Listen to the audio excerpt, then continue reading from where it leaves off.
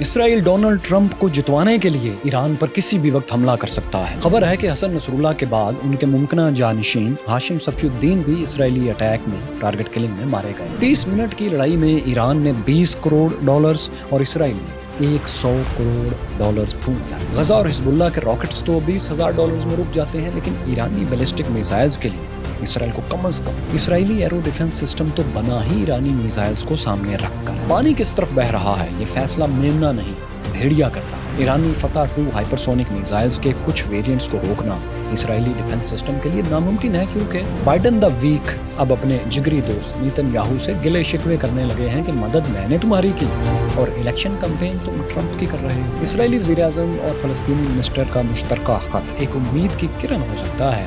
جو cause and effect کو نہیں سمجھتا وہ پہلی لینڈ سلائیڈ میں پودے کے نیچے دب جاتا ہے۔ شفاق بے رحم دنیا میں جذبات پر بھروسہ کرنے والا احمق ہوتا ہے۔ کیسے ہیں دوستو، میں فیصل وڑائچ۔ حزب اللہ کے نئے ممکنہ سیکرٹری جنرل ہاشم صفی الدین کو بھی اسرائیلی حملے میں ہلاک کیے جانے کی خبریں آ رہی ہیں۔ ایسا لگتا ہے کہ حزب اللہ لیڈرشپ کا ایک بڑا حصہ بیروت کے ساؤتھ میں کسی جگہ پر ٹریپ ہو چکا ہے اور یہ لوگ یہاں سے نکل بھی نہیں پا رہے۔ فضا سے ویسٹرن سیٹلائٹس مسلسل نگرانی کر رہے ہیں اور اس جگہ کو اسرائیل ایک دن میں 1,000 سے زیادہ بموں سے ٹارگٹ کر رہا ہے۔ ابھی حزب اللہ کی طرف سے ہاشم صفی الدین کے مارے جانے کی کنفرمیشن تو نہیں آئی، مگر ان سے رابطہ نہ ہونے کی خبریں آ رہی ہیں۔ پھر سعودی عرب، جو کہ حزب اللہ کو بالکل پسند نہیں کرتا، ان کی طرف سے کنفرمیشن آ بھی چکی ہے۔ وہ ایسے کہ آپ جانتے ہیں لبنان کی سیاسی حکومت پر سعودی عرب کا بہت اثر و رسوخ ہے۔ سعودی عرب لبنان کی سیاسی حکومت کو بہت فنڈنگ بھی کرتا ہے اور چاہتا ہے کہ حزب اللہ کا وجود یہاں سے ختم ہو جائے۔ عین ممکن ہے کہ لبنانی حکومت نے کوئی انٹیلیجنس سعودی عرب سے شیئر کی ہو، جس کی بنیاد پر وہ یہ بات کہہ رہے ہیں کہ ہاشم صفی الدین اب نشانہ بنائے جا چکے ہیں۔ ابھی کچھ گھنٹوں تک صورتحال واضح ہو جائے گی، کیونکہ حزب اللہ کی نئی لیڈرشپ کا سوال ہر کسی کے ذہن میں ہے۔ دوسرا سوال جو ذہنوں میں ہے وہ یہ ہے کہ اسرائیل 1 اکتوبر کے ایرانی حملے کا 200 سے زیادہ میزائلوں کا کیسے جواب دے گا۔ اسرائیل ایرانی نیوکلیئر پاور پلانٹس کو اور انرجی ٹارگٹس کو ہٹ کرنا چاہتا ہے۔ اس کے خیال میں یہ بہترین موقع ہے اس کے لیے، جو دوبارہ اسے پتہ نہیں کب ملے گا۔ سابق اسرائیلی وزیر اعظم نفتالی نے بھی یہی ٹویٹ کیا ہے۔ سابق امریکی صدر ڈونلڈ ٹرمپ نے بھی اسی اسرائیلی خواہش کو دہرایا ہے۔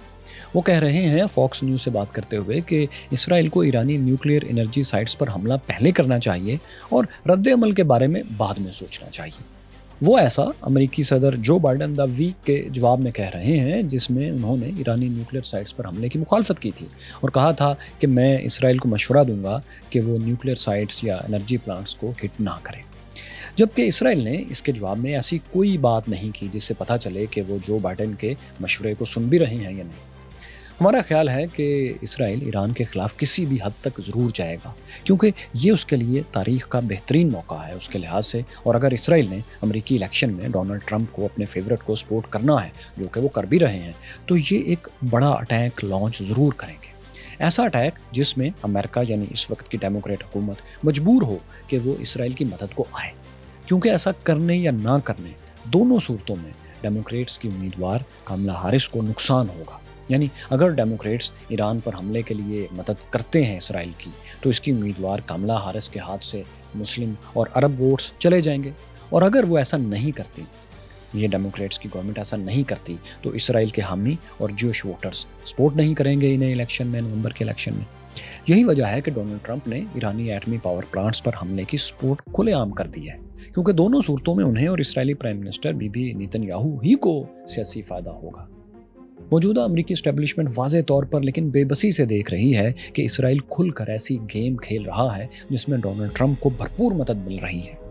جمعرات کے دن امریکی صدر جو بائیڈن سے جب یہ پوچھا بھی گیا کہ کیا آپ کے دوست نیتن یاہو امریکی الیکشن سے کھیل رہے ہیں، کیا وہ سیز فائر ڈیل، پیس ڈیل اس لیے نہیں ہونے دے رہے کہ اس سے تو ڈیموکریٹس کو، آپ کی جماعت کو فائدہ پہنچے گا، کیا وہ اس طرح یعنی پیس ڈیل کو ڈیریل کر کے، اس کو ڈیلے کر کے ریپبلکن کینڈیڈیٹ ڈونلڈ ٹرمپ کو فائدہ پہنچا رہے ہیں؟ اس سوال کے جواب میں جو بائیڈن نے جو 2 جملے کہے وہ اصل میں گلے شکوے تھے۔ انہوں نے کہا مجھے نہیں پتا نیتن یاہو کیا کر رہا ہے، ہم اپنے الیکشن میں اس پر انحصار بھی نہیں کر رہے، مگر اسے یاد رکھنا چاہیے کہ جتنا کچھ میں نے 1 سال میں اسرائیل کے لیے کیا ہے، اس کے لیے کیا ہے، کبھی کسی نے نہیں کیا۔ साथियों, साफ देखा जा सकता है बिटवीन द लाइन कि वो रोना ही रो रहे हैं कि सपोर्ट तो मैंने तुम्हारी सबसे ज़्यादा की और साइड तुम मेरे दुश्मनों की ले रहे हो, यानी मेरे सियासी मुखालफिन की ले रहे हो। तो क्यूरियस फेलोज, इसराइल किसी भी वक्त अमेरिकी इलेक्शन से पहले ईरान पर एक भरपूर अटैक करेगा जिसमें मगरिब को सपोर्ट करने या ना करने पर मजबूर होना पड़ेगा कि वो फैसला ले। ऐन मुमकिन है नेतन्याहू इलेक्शन के दिन तक ईरान के साथ मिलिट्री कॉन्फ्लिक्ट को खींचते हुए ले जाए ताकि डोनाल्ड ट्रंप को फ़ायदा पहुंच सके। इस खतरनाक खेल को अगर कोई चीज़ अब तक लगाम दे रही है तो वो ईरान का 1 अक्टूबर को इसराइल पर जवाबी अटैक था। इस अटैक में कुछ एलिमेंट्स सरप्राइज के थे, और वो क्या थे? अब चूंकि 1 अक्टूबर के हमले की डिटेल्स सामने आ चुकी हैं, इसलिए हम जानते हैं कि वो क्या थे। 1 अक्टूबर को ईरान ने शहाब 3 बैलिस्टिक मिसाइल्स और फतेह 2 हाइपरसोनिक मिसाइल्स के साथ इसराइल की 4 साइट्स को निशाना बनाया था। इनमें 3 साइट्स एयर बेसिस थीं, नवेतियन की, बैटस्ट्रम और तल नौफ की, और चौथी साइट सेंटर में तल अबीब के करीब मोसाद का हेडक्वार्टर था। ज़्यादातर ईरानी मिसाइल्स और ड्रोन्स इसराइली, अमरीकी और उर्दनी डिफेंस सिस्टम्स ने रोक लिए थे, लेकिन इस बार बहुत से मिसाइल्स इसराइली टारगेट्स पर या उनके करीब गिरे भी थे। ओपन सोर्स में जो कंफर्म वीडियोस और तस्वीर सामने आई हैं, इनमें कम से कम 8 मिसाइल्स को एक ही फ्रेम में तल अबीब के करीब गिरता हुआ देखा जा सकता है। गालिबन मोसाद के हेडक्वार्टर के करीब यही गिरे हैं। इसराइल ने फ़ौरन मिसाइल गिरने की तमाम लोकेशंस को क्लोज कर दिया था, वहाँ किसी को जाने की इजाज़त नहीं थी। सो अब तक हमले के फौरी बाद की वीडियोस या तस्वीर नहीं आ सकी, मगर कुछ तस्वीर जो लीक हुई हैं, इनसे मालूम हो रहा है कि इस बार भी ईरानी पासदारान इनकलाब ने बैलिस्टिक और हाइपरसोनिक मिसाइल्स को ज़्यादा लीथल नहीं बनाया था, बल्कि 1200 किलोग्राम का वॉरहेड ले जा सकने वाले मिसाइल्स अपनी पूरी कैपेसिटी में तैयार ही नहीं किए गए थे। ये 14 अप्रैल वाले पिछले ईरानी हमले से लीथल तो थे, लेकिन फिर भी अपने इम्पैक्ट में किसी बड़े साइज़ के रॉकेट हमले से ज़्यादा के नहीं थे। लेकिन इस बार एक बात तब्दील थी, वो ये कि इसराइली डिफेंस सिस्टम को चकमा देकर इसकी खूबियाँ, फ्लॉस टेस्ट भी किए गए और एक्सपोज भी किए गए। वो कैसे? वो ऐसे क्यूरियस फेलोज के इसराइली डिफेंस सिस्टम 3 लेयर्स में काम करता है। बाय द वे, आप सब जानते तो होंगे ही, लेकिन जो दोस्त नहीं जानते हम उनके लिए दोबारा बता दें कि मिसाइल से बचाव का जो डिफेंस सिस्टम है, ये भी दरअसल एक सोफिस्टिकेटेड मिसाइल ही होता है जो हमलावर मिसाइल से हवा में टकराता है और इसे तबाह कर देता है, यानी इसे निशाने पर पहुंचने से पहले ही हवा में फाड़ देता है। तो दोस्तों, इसराइली डिफेंस सिस्टम की पहली और दूसरी लेयर्स खास तौर पर ईरानी मिसाइल प्रोग्राम को देखते हुए ही डिज़ाइन की गई हैं। इनमें इसराइल का लॉन्ग रेंज एरो डिफेंस और medium range David sling system है। इन दोनों सिस्टम्स की खूबी यह है कि ये 1500 किलोमीटर दूर से आने वाले मिसाइल्स को इंटरसेप्ट कर सकते हैं। एरो 2 और 3 जो मिसाइल हैं इस सिस्टम के साथ, ये अर्थ एटमॉस्फेयर के ऊपर से आने वाले, खला से आने वाले मिसाइल्स को, यहाँ तक कि सैटेलाइट्स को भी टारगेट कर सकते हैं। अलबत्ता डेविड स्लिंग की रेंज चंद 100 किलोमीटर तक होती है, यानी इसके मिसाइल की रेंज जो आने वाले मिसाइल को हिट करेगा उसकी। फिर ये कि अगर रेडार सिस्टम आने वाले हमलावर मिसाइल की लोकेशन में थोड़ी बहुत गलती भी कर दे तो इसका एरो 2 मिसाइल इसको एडजस्ट कर लेता है कुछ हद तक, क्योंकि इसके टिप पर एक ट्रैकर सीकर होता है जो आने वाले मिसाइल को मुख्तलिफ सिग्नेचर से खुद ट्रेस करता रहता है। अगर ये इसराइली एरो 2 आने वाले हमलावर बैलिस्टिक मिसाइल को जा ले तो ये इसे हिट करके हवा ही में तबाह कर देता है, जिसके बाद इसके टुकड़े बिखर कर ज़मीन पर इधर उधर गिर सकते हैं। इन्हीं को शार्पनर्स कहते हैं, जो किसी की जान भी ले सकते हैं। वेस्ट बैंक जेरिको में जो गजा का एक नौजवान मिसाइल का टुकड़ा लगने से मारा गया, वो इसी तरह के एक शार्पनर से मारा गया था। गालिबन इसराइली या उर्दनी मिसाइल के टुकड़े से जो ईरानी मिसाइल तबाह किया गया, उसी के किसी हिस्से से, दोनों में से किसी के हिस्से से गजा का ये मजदूर बेचारा मारा गया।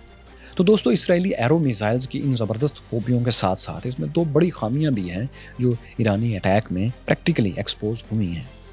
एक तो ये कि मेन फ्यूल टैंक के अलग होने के बाद एरो मिसाइल बहुत थोड़े वक्त के लिए बैलिस्टिक मिसाइल को फॉलो करके हिट कर सकता है। ये वक्त सेकंड्स का होता है। अगर मिसाइल ज़्यादा बुलंदी से आ रहा हो या रेडार एंगल कुछ ज़्यादा गलत बता दे, यानी एरो 2 को मिसाइल को ज़्यादा अपने आप को एडजस्ट करना पड़े, तो समझें फ्यूल ख़त्म और टारगेट मिस हो गया।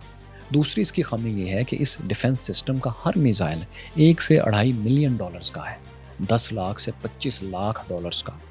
और इसने जिस ईरानी बैलिस्टिक मिसाइल को रोकना था वो $1 से $2 लाख में तैयार हो जाता है, यानी फ़र्क बहुत ज़्यादा है। तो खैर साथियों, इन दो के बाद एक तीसरा और सबसे मसरूफ़ इसराइली डिफेंस सिस्टम मशहूर व मारूफ आयरन डोम सिस्टम है, जो कि 50 से 70 किलोमीटर के रेडियस में प्रोजेक्टाइल्स को यानी ड्रोन्स को, रॉकेट्स को इंटरसेप्ट करता है। इसका एक मिसाइल 20,000 से $1,00,000 में तैयार होता है। ये निस्बतन एरो और डेविड स्लिंग सिस्टम से कहीं बेहतर है, लेकिन ये ईरानी बैलिस्टिक और हाइपरसोनिक मिसाइल्स को रोकने के लिए बना ही नहीं। इसलिए जब ईरानी मिसाइल्स ने एरो और डेविड स्लिंग सिस्टम को डॉज कर दिया तो समझे अब आयरन डोम कुछ नहीं कर सकता। हाँ, इसमें हिजबुल्लाह और हमास के रॉकेट्स को रोकने की अच्छी सलाहियत है, लेकिन उसमें भी $300 वाले रॉकेट्स को रोकने के लिए ये सिस्टम 20,000 से $1,00,000 का मिसाइल खर्च करता है।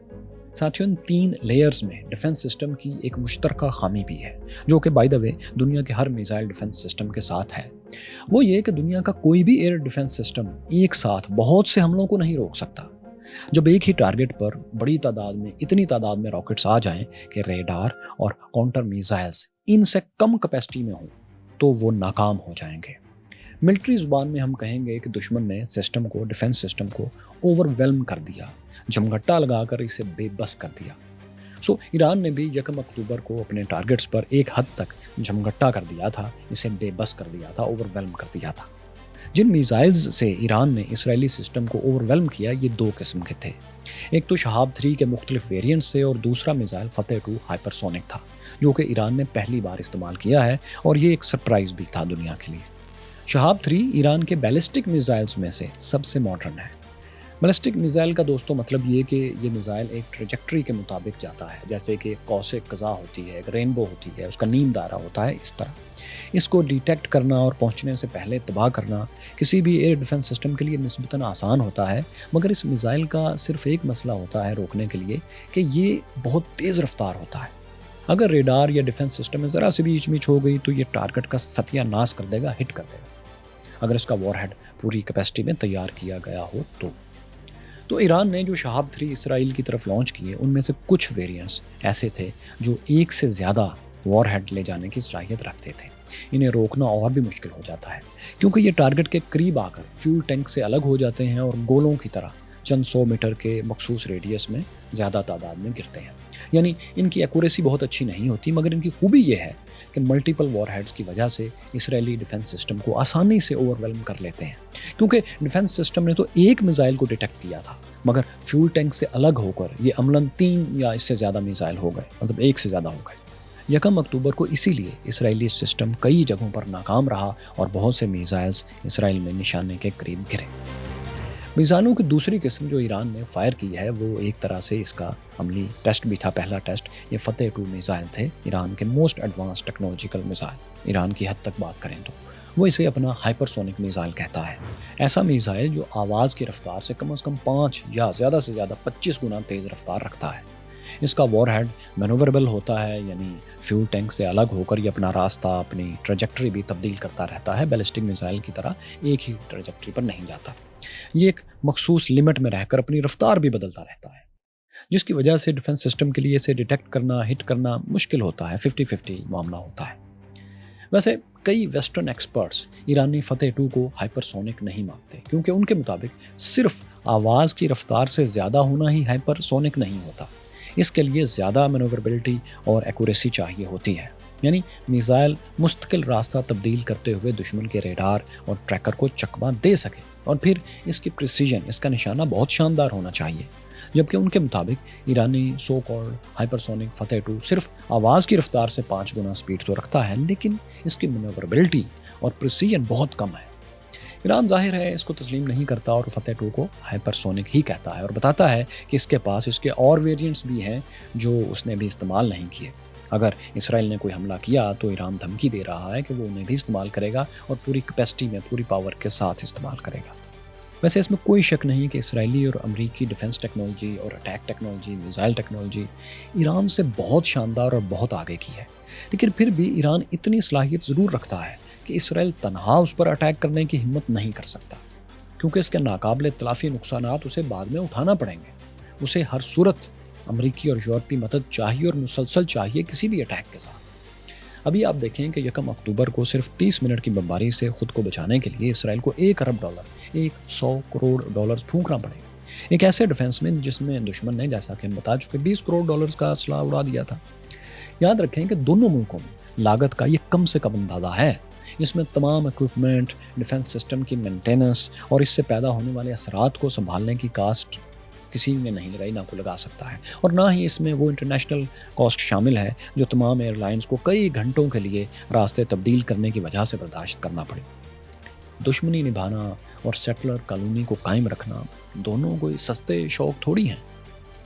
बाय द वे दोस्तों, ये तमाम का तमाम खर्च और आने वाली नस्लों का खून भी बच सकता है, अमन हो सकता है, अगर एक साबिक इसराइली वज़ीर आज़म और साबिक फ़लस्तीनी वज़ीर के ताज़ा छपने वाले ख़त को पढ़ा जाए और आलमी ताकतें इस पर अमल करवाने के लिए कुछ काम करें। साबिक फ़लस्तीनी अथॉरिटी के फ़ॉरेन मिनिस्टर नासिर और साबिक इसराइली वज़ीर आज़म यहूद अल-बाराक ने मुश्तरका ख़त में लिखा है कि हम दोनों ने घंटों की डिस्कशन के बाद एक काबिल अमल हल तजवीज़ किया है। एक ऐसा हल जो दोनों मुल्कों में, दोनों एंटिटीज़ में मकबूल तो नहीं है, लेकिन लीडरशिप का तकाजा यही है कि लोगों के पीछे चलने के बजाय लीडर्स वो करें जो सही है। तो इन दोनों के मुताबिक पहले तो दोनों ग्रुप्स को, यानी इसराइल को और फ़लस्तीनियों को, ये तस्लीम करना चाहिए कि दोनों तरफ का नुकसान हुआ है और वो क्या हुआ है। गज़ा तबाह हो चुका है, 20 लाख लोग बेघर हैं। दूसरी तरफ इसराइल में 2 लाख लोग नॉर्थ और साउथ इसराइल से डिस्प्लेस हैं। फिर ये कि वो कहते हैं कि हम कोई ऐसी तब्दीली फौरी नहीं कर सकते जिससे एक की फतह और दूसरे की शिकस्त साबित हो रही हो। हमें बुनियादी बात से काम शुरू करना चाहिए कि गज़ा में फौरी जंग बंद कर दी जाए। इसराइली होस्टेजेस जो कि गज़ा में हमास के पास है, उन्हें रिहा कर दिया जाए। जवाब में इसराइल भी अपनी जेलों से एक तयशुदा तादाद में फ़लस्तीनियों को रिहा करे। फिर इसराइल गज़ा से मुकम्मल तौर पर अपनी फोर्सेस को निकाल ले। इसके बाद गज़ा के लोग अपने लिए अपना लीडर और एक नया सियासी सेटअप मुंतखब करें जो कि वेस्ट बैंक की फ़लस्तीनी अथॉरिटी के अंडर तो हो, लेकिन इसकी सारी लीडरशिप गज़ा के अंदर से ही पैदा होनी चाहिए, वहीं से मुंतखब होनी चाहिए। इसमें हमास का कोई फ़र्द नहीं होना चाहिए, ना ही PLO का। जो नई बॉडी मुंतखब हो वो अरब और इंटरनेशनल सपोर्ट से बननी चाहिए और उसे इसराइल के साथ आज़ाद पुरअमन फ़लस्तीनी रियासत के लिए मैंडेट मिलना चाहिए। ऐसा मैंडेट जिसमें UNO रेजोल्यूशंस के मुताबिक 1967 की लाइंस पर दोनों मुल्कों के बॉर्डर्स तय कर दिए जाएं। इसमें जो बड़ा मसला आएगा इनके मुताबिक वो 4.4% वेस्ट बैंक की वो ज़मीन है जो इसराइली सेटलमेंट्स से भर गई है और वहाँ इसराइली आबादियाँ कायम हो गई हैं। इसका हल उन्होंने ये पेश किया है कि इस ज़मीनी हकीकत को मान लिया जाए कि ये सेटलमेंट्स अब यहाँ हो चुकी हैं, यहाँ आबादियाँ हैं, तो इन्हें जूँ का तू रहने दिया जाए, लेकिन फ़लस्तीनियों को इसके बदले में इतनी ही ज़मीन और देकर, किसी और जगह से देकर बैलेंस कर दिया जाए। बैतुल मक़दस यानी ओल्ड यरूशलेम को 5 ममालिक के एक बॉडी के कंट्रोल में दे दिया जाए और इन 5 ममालिक की बॉडी में फ़लस्तीन और इसराइल भी शामिल होने चाहिए। ख़त के आखिर में उन्होंने लिखा है कि हम जानते हैं ये अमन का ख्वाब अपनी पूरी डिटेल्स के साथ अभी नहीं है, मगर ये एक रोड मैप है जिस पर इत्तफाक के लिए हम अपनी अपनी कम्युनिटीज़ को कायल करने की कोशिश करने लगे हैं। मुस्तकबिल की नस्लें इस पर काम करके पुरअमन फ्यूचर की बुनियाद रख सकती हैं। ये साथियों इस ख़त का लुब-ए-लबाब है जो कई अखबारात में इन्होंने छपवाया है। एक बार फिर इस पर अमल के लिए इस कॉन्फ्लिक्ट के ताकतवर पार्ट यानी इसराइल और अमेरिका का रजामंद होना ज़रूरी है। अगर वो राज़ी होते हैं तो बात आगे बढ़ सकेगी। कमज़ोर पार्ट का क्या है, उसके हाथ में तो अख्तियार नहीं। अब मेमना थोड़ी तय करता है कि पानी किस तरफ बह रहा है, यह तो भेड़िया तय करता है, और इस वक्त भेड़िया पानी उल्टे रुख पर बहा रहा है। गज़ा के बाद लेबनान पर इंसानी तारीख की बदतरीन बमबारी जारी है। CNN की एक रिपोर्ट के मुताबिक इसराइल ने गज़ा के बाद तारीख की सबसे शदीद बम्बारमेंट लेबनान पर की है और इससे पहले गज़ा के बाद सबसे ज़्यादा स्ट्राइक्स एक दिन में दाशकेगढ़ रक़ा पर 2017 में हुए थे। उस वक्त 500 अटैक्स 24 घंटों में किए गए थे, लेकिन लेबनान में इसराइल ने 24 और 25 सितंबर के दरमियान 3000 स्ट्राइक्स किए हैं। ये इतनी बड़ी तादाद है कि अमेरिका ने अफ़गानिस्तान में भी एक साल में इतने स्ट्राइक्स नहीं किए थे जितने इसराइल ने एक दिन में लेबनान पर किए हैं। यही वजह है कि लेबनान की 1/5 पॉपुलेशन, हर 5 में से एक शख्स घर छोड़ने पर मजबूर हो चुका है। 1500 के करीब हलाकतें और 8000 ज़ख्मी हो चुके हैं और अभी हमले जारी हैं। इसराइल इन हमलों में एक एक अटैक के दौरान सैकड़ों मिलियंस डॉलर्स उड़ा रहा है। आखिर किलिंग में, कत्ल व गारत में इसराइल इतना पैसा और अपनी इंटरनेशनल स्टैंडिंग को इतना दांव पर क्यों लगा रहा है, जबकि इसका ऑब्जेक्टिव यानी नॉर्थ में इसके शहरियों की वापसी तो इससे भी मुमकिन नहीं हो पाएगी। ज़ाहिर है इसराइल को इल्म है कि उसे किसी किस्म के नतायज किसी भी अमल के बाद नहीं भुगतना पड़ेंगे, क्योंकि वेस्ट और अमेरिका के पास इसका कोई मुतबादिल नहीं। یہ ویسٹرن کالونیل پروجیکٹ ہے اور مڈل ایسٹ میں ویسٹ کا لانگ آرم ہے۔ مڈل ایسٹ میں یہ اپنے قبضے کو برقرار رکھنے کے لیے جو جاسوسی کا نیٹ ورک پھیلائے ہوئے ہے اور اس نیٹ ورک کے ذریعے جو سپورٹ وہ ویسٹ کو دیتا ہے یہ کوئی اور ملک نہیں دے سکتا۔ پھر اسرائیلی پروجیکٹ کی شکل میں جو lethal weapon testing laboratory west کو ملی ہوئی ہے، کیا کوئی اور عرب ملک یہ لیبارٹری فراہم کرے گا؟ کیا نیو کالونیل آئیڈیاز کی ٹیسٹنگ کے لیے 50 لاکھ کی آبادی کو غلام بنانے اور ستم ڈھانے اور ستم سہنے کی سروس بھی کیا کوئی اور عرب ملک دے گا؟ ظاہر ہے کبھی نہیں۔ پھر ان سب سروسز کو حاصل کرنے کے لیے ایک بات بہت ضروری ہے، وہ یہ کہ اس پروجیکٹ کو مڈل ایسٹ میں ملیٹریلی سب سے طاقتور رکھا جائے۔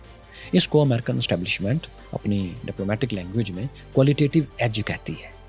امریکی ہاؤس میں بل پاس ہوتے رہتے ہیں جن میں اس قانون کو بار بار ایمفیسائز کیا جاتا ہے، زور دیا جاتا ہے کہ ہمیں مڈل ایسٹ میں اسرائیل کو سب سے زیادہ طاقتور رکھنا ہے، اتنا پاورفل کہ باقی ممالک اس سے خوفزدہ ہو کر اس کے خلاف ایکشن نہ کریں، یعنی پیس تھرو پاور۔ ویسٹرن پالیسی ہے کہ مڈل ایسٹ میں کسی بھی ملک کو ہتھیار بیچتے وقت یہ خیال رکھا جائے گا کہ وہ اسرائیل کے کوالٹیٹیو ایج کو، برتر طاقت ہونے کی حقیقت کو متاثر نہ کر سکے۔ مثال کے طور پر آپ 2020 کے اس امریکی ہاؤس بل کو ہی دیکھ لیں جو اس بات کو تقریباً ہر لائن میں بار بار مختلف الفاظ میں دہرا رہا ہے۔ خصوصاً سیکشن 2 اور 8 کو آپ پاس کر کے ابھی پڑھ سکتے ہیں۔ یہ ڈپلومیٹک لینگویج ہے لیکن مطلب یہی ہے کہ اس کالونیل سیٹلر پروجیکٹ کو یہاں کے انڈیجینس لوگوں سے ہر صورت بچایا جائے گا۔ اچھا، آپ سوال کر سکتے ہیں کہ یہ پروجیکٹ کب تک چل سکتا ہے؟ ہمارا خیال یہ ہے کہ اس کی 2 پاسبلٹیز ہیں۔ ایک یہ کہ جب کبھی مستقبل میں ورلڈ آرڈر بدلے گا، جو کہ ظاہر ہے کبھی نہ کبھی تو بدلے گا، تو جس چیز پر آخری جنگ ہوگی، جو تنازع سب سے آخر میں مشکل سے حل ہوگا، وہ غالباً یہی اسٹیبلشمنٹ ہوگی، یہی سیٹلمنٹس ہوں گی۔ یعنی جب تک برکس یا اس قسم کا کوئی اور ادارہ ایسٹرن ورلڈ پر ویسٹرن پاورز کی ہیجمنی کو چیلنج کرنے کے لیے نہیں آ جاتا، یہ پروجیکٹ اسی بروٹیلٹی سے، اسی ستم سے چلتا رہے گا۔ دوسری پاسبلٹی یہ ہے کہ یہ پروجیکٹ لمبے عرصے کے لیے تو چلتا رہے لیکن آخر کار بایولوجیکلی اپنی شکل بدل لے، یعنی فلسطینی عربوں کی آبادی اسرائیل اور مقبوضہ فلسطین میں اتنی ہو جائے کہ ڈیموکریسی کے اصول کے مطابق عرب میجورٹی میں آ جائیں اور اسرائیل کے جو سیٹلرز ہیں یہ مائنورٹی ہو جائیں، جیسا کہ اسرائیل کے قیام سے پہلے تھا۔ اگر آپ ٹریجیکٹری دیکھیں تو بات جا اسی طرف رہی ہے۔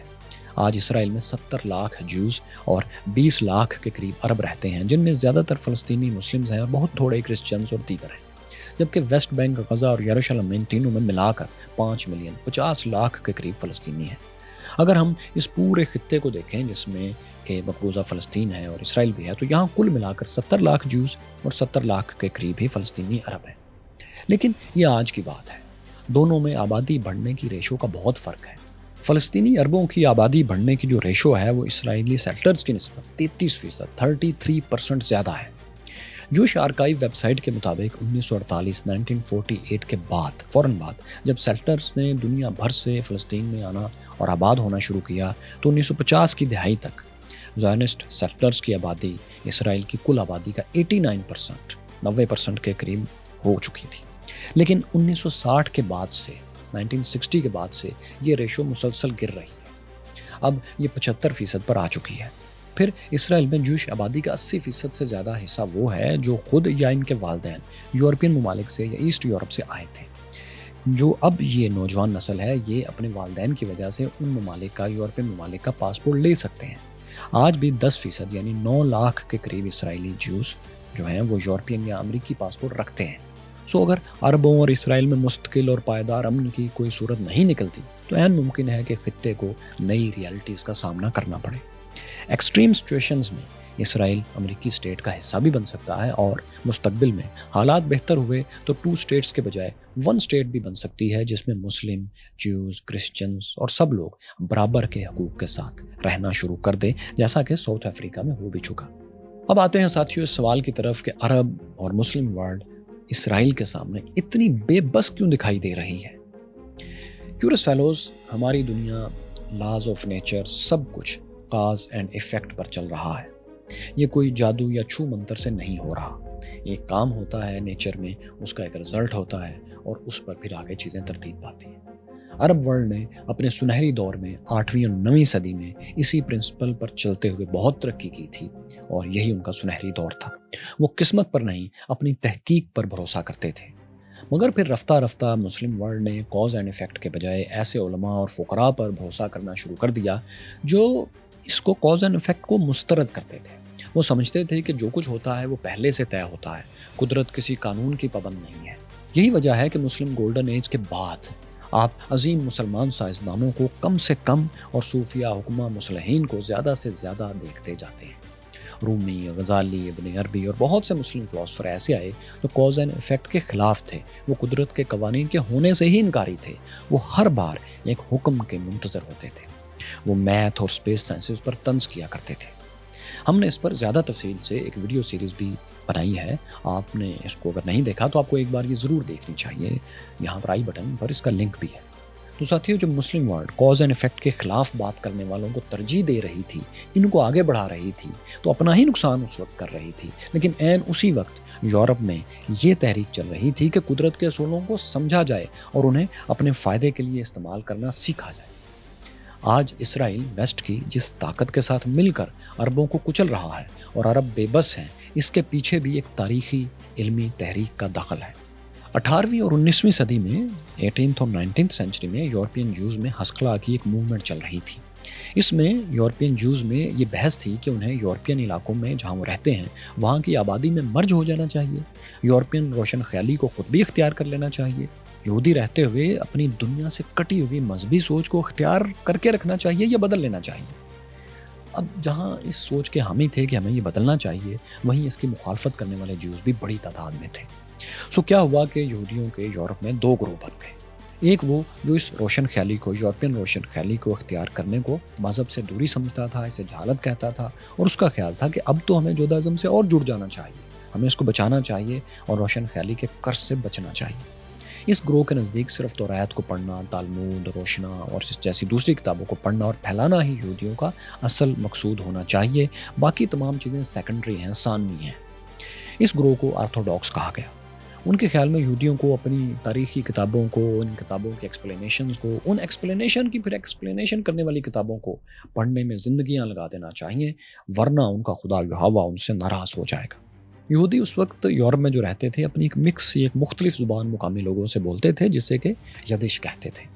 روشن خیالی کی طرف بڑھتے ہوئے جو جوز تھے، ہسقلہ جوز جو تھے، جو اس موومنٹ کے حامی تھے، وہ کہتے تھے کہ ہمیں اپنے علاقوں میں وہی زبان بولنی چاہیے جو یورپ کے باقی لوگ ہمارے ارد گرد بولتے ہیں، ہمیں الگ نظر نہیں آنا چاہیے۔ لیکن آرتھوڈاکس جوز کا اصرار تھا کہ وہ یدش ہی بولیں گے اور اس کو وہ مقدس سمجھتے تھے۔ پہلا گروہ جو ہسقلہ موومنٹ کو لیڈ کر رہا تھا، روشن خیال تھا، وہ یورپین سوسائٹی کا وقت گزرنے کے ساتھ ساتھ واقعی حصہ بنتا چلا گیا۔ جدید سائنسی تعلیم حاصل کرنے کے لیے اپنے لوگوں کی مدد کرتا رہا۔ اس نے اسکولز بنائے، ادارے بنائے، اسکالرشپس دیے، اپنے لوگوں کو لے کے دیے اس نے اسکالرشپس۔ اس نے گیٹوز کو بھی چھوڑ دیا، ان جگہوں پر رہتے بھی نہیں تھے، باقی لوگوں کے ساتھ گھل مل کے رہنا شروع کر دیا، مقامی زبانیں بولنے لگے۔ انہوں نے روایتی یہودی پیشے بھی چھوڑ دیے اور اپنے اپنے ملکوں کی سرکاری اور غیر سرکاری جابز بھی کرنا شروع کر دی، کاروبار بھی دوسرے کرنا شروع کر دیے، جو کہ یہودی عام طور پر 2-3 کاروبار طے کر کے بیٹھے تھے، اس کے علاوہ کوئی کام نہیں کرتے تھے۔ تو انہوں نے اس روایت کو توڑا اور نئے کام شروع کیے۔ رفتہ رفتہ یہ ہوا کہ یہودی گروہ کے یہی لوگ جنہوں نے ہسقلہ موومنٹ کو اختیار کیا تھا، انہوں نے ترقی کی اور ویسٹرن پاورز میں انہوں نے اپنا نام، اپنا مقام منوا لیا۔ انہوں نے علم بھی خوب حاصل کیا اور دولت بھی بہت جمع کی۔ انہی کے فالوورز نے بھی زائنزم کی بنیاد رکھی اور اسرائیل کے قیام کے لیے کامیاب تحریک چلائی، کیونکہ اب یہ بہت طاقتور ہو چکے تھے۔ آج بھی اسرائیل کی ویسٹرن ورلڈ میں جو گڈ ول ہے وہ اسی ہسقلہ موومنٹ میں آگے بڑھنے والے جوز کی وجہ سے ہے۔ لیکن جو آرتھوڈاکس تھے اور جو انڈائریکٹ آج اس ہسقلہ موومنٹ کا فائدہ تو اٹھا رہے ہیں، مگر وہ اسرائیل کی طاقت آج بھی نہیں ہے۔ یورپ آج بھی ان سے خوفزدہ ہے، وہ انہیں واپس نہیں لینا چاہتا۔ وہ آج بھی ناکام ہے اور ناکام کمیونٹیز میں سے ہے، کیونکہ وہ خود کو ڈیفینڈ نہیں کر سکتے اگر یہ ہسقلہ موومنٹ والے پڑھے لکھے اور ماڈرن خیالات کے یہودی ان کے ساتھ نہ کھڑے ہوں۔ یہ بھی ناکام ہے اور ان کے جیسے وہ تمام گروپس، دیگر نظریات بھی ناکام رہیں گے جو کاز اینڈ ایفیکٹ سے زیادہ اپنی تاریخی یادداشتوں کو اہمیت دیتے ہیں۔ ہر گزرتے وقت کے ساتھ سائنٹیفک سوچ رکھنے والوں اور اس کی مخالفت کرنے والوں میں، کہانیوں پر یقین کرنے والوں میں فرق بڑھتا ہی جائے گا۔ آنے والے وقتوں میں یہ فرق اتنا زیادہ ہو جائے گا کہ جو ترقی کریں گے وہ آسمان کی بلندیوں پر ہوں گے، اور جو نہیں کریں گے ان کی آکسیجن بھی ترقی یافتہ قوموں کے رحم و کرم پر ہوگی۔ یہی نیچر کا بے رحم اصول ہے کہ پاور فیصلہ کرے گی کہ اس نے انصاف کرنا ہے یا نہیں کرنا، اور پاور ملے گی ان لوگوں کو जो नेचर लॉज को समझकर, इनसे सीख कर इन्हें अपने लिए इस्तेमाल करने की हिम्मत रखते होंगे। कोई चाहे तो अब खुद पर होने वाले मज़ालिम का सोग मनाने में अपनी नस्लें गुजार दे, और कोई चाहे तो आने वाले वक्तों में शानदार इंसानियत तश्कील देने के लिए आज के कॉज एंड इफ़ेक्ट पर गौर करे। ये फ़ैसला हर ग्रोह का अपना होता है, और हर फैसले के फिर नताइज होते हैं जो कि उनको भुगतना पड़ते हैं। कॉज एंड इफ़ेक्ट कुदरत का असूल है, इल्म है, हर्फ है। अहमद फराज की एक छोटी सी नज़्म इसी बारे में है और बहुत शानदार है। वो कहते हैं, आओ जिस ईसा को हमने सूली पर लटकाया है, आओ जिस ईसा को हमने सूली पर लटकाया है, उसके लहू लुहान बदन पर बैन करें और अश्क बहाएं। फ़र्ज में पूरे उतर चुके, अब कर्ज चुकाएं। उसकी खड़ाओं वो ले जाए जिसने सलीब बनाई थी, चादर का हकदार वही है जिसने कील लगाई थी। कांटों का ताज है उसका जिसकी आंख भर आई थी।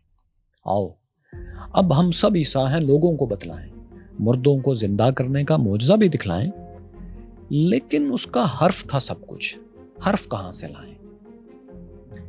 ये एक तमसीली नज़म है दोस्तों। इसका हरगिज़ ये मतलब नहीं कि आप मुर्दों को ज़िंदा कर सकते हैं। मतलब ये है कि अगर मुर्दों को ज़िंदा करने जैसा काम भी आपने करके दिखाना है तो आपको वो हर्फ चाहिए, वो इल्म चाहिए जो आपको इस काबिल करे। हमने इस कहानी को, इस कॉज एंड इफ़ेक्ट की कहानी को एक शानदार डॉक्यूमेंट्री सीरीज़ में तरतीब दिया है, तफसील से डिस्कस किया है। तमाम वाक़यात भी तरतीब से रेफरेंसेस के साथ आपको दिखाए हैं। ये कहानी आप मुस्लिम गोल्डन एज में यहाँ देख सकते हैं। यहाँ जानिए कि मगरबी स्कॉलर्स ने कैसे चर्च की ताकत को चैलेंज किया, और यहाँ देखिए पाराचनार की तारीख क्या थी।